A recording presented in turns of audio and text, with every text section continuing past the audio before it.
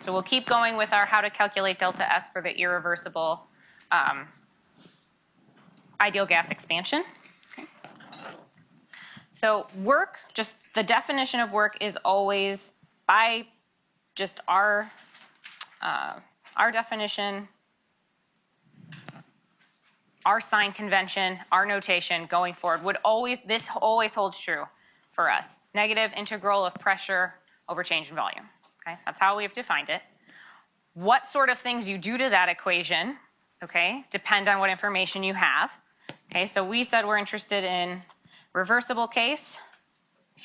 We knew we were on, this is the shape of an isotherm always, okay? And if you're at different temperatures, maybe your isotherm's over here, or maybe it's over here on your pressure volume diagram, okay?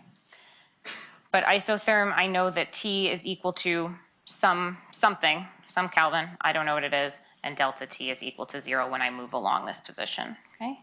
And I'm moving from a higher pressure to a lower pressure as I expand, and I'm moving from a smaller volume to a bigger volume as I expand, and I'm moving along my isotherm here like this, okay? And I'm calling this reversible work because I'm moving on the isotherm as opposed to anywhere sort of underneath it.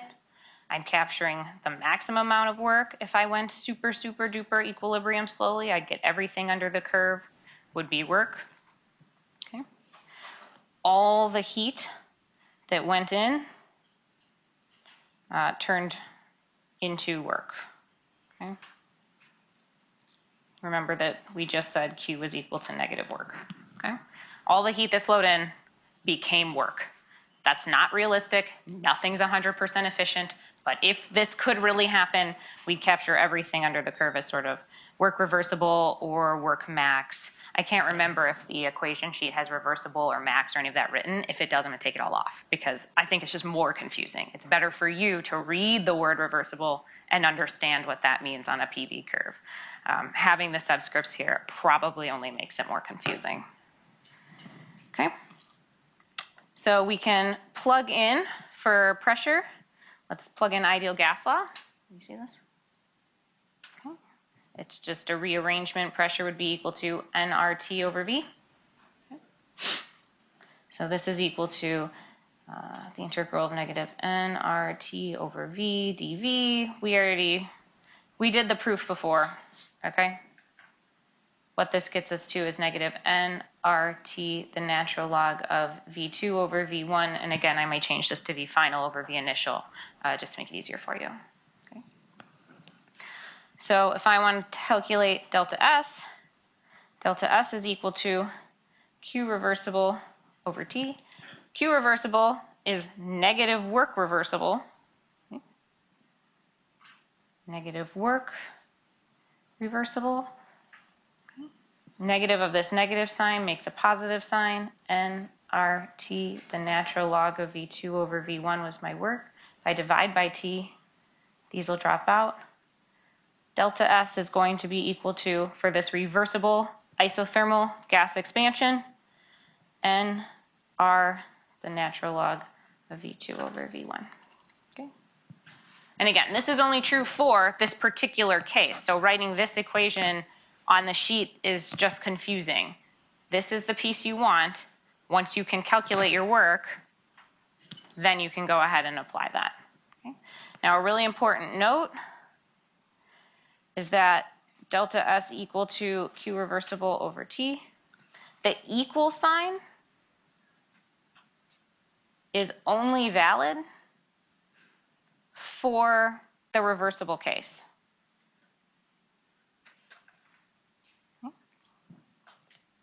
This is all the work, all the heat and work are perfectly equal to each other in this reversible case. All the heat that flow in went to doing work, okay? And what this relationship kind of also tells us is that if we can carry out a transformation between two states, so from one state to another, at at near equilibrium and isothermally, which again, some of this stuff gets harder to accomplish, but if we could carry it out at near equilibrium and isothermally, then the heat taken up by our system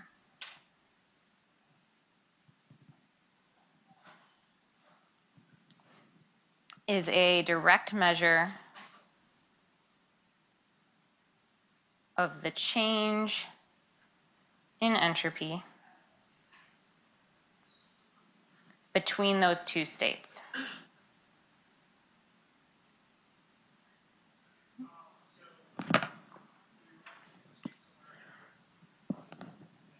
What happens for real or irreversible systems?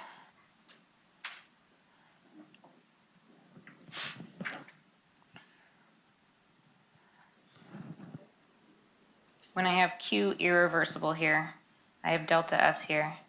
What does this sign need to look like? What does this relationship need to be? Greater than. Okay. This is because more heat losses to the environment occurred. Okay.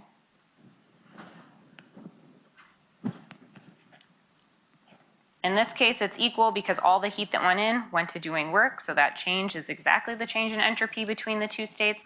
In this case, I know that entropy is going to increase even more because there's this extra losses going on, and so only use this equation when you're told you're talking about reversible. Only set it equal.